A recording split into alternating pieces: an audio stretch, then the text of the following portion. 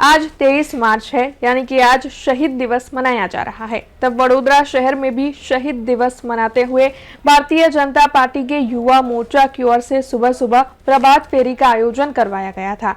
इस दौरान वडोदरा शहर भाजपा प्रमुख डॉक्टर जयप्रकाश सोनी, गुजरात विधानसभा के मुख्य दंडक और रावपुरा विधानसभा के विधायक बालकृष्ण शुक्ला, साथ ही भारतीय जनता पार्टी के वडोदरा के सभी अग्रणी और कार्यकर मौजूद रहे थे। शहीद दिवस को मनाते हुए वडोदरा शहर के सिटी इलाके में ये प्रभात फेरी निकाली गई थी, जिसमें बड़ी तादाद में भारतीय जनता पार्टी के कार्यकर भी शामिल हुए थे और भारतीय जनता पार्टी ने शहीद दिवस को मनाते हुए शहीदों की शहादत को नमन किया था। आज 23 मार्च शहीद दिन निमित्ते આપણે બલિદાનો તેમને આપ્યા છે એવા વીર ભગતસિંહ, સુખદેવ, રાજગુરુ ત્રણેય શહીદોને નમન કરીએ છીએ।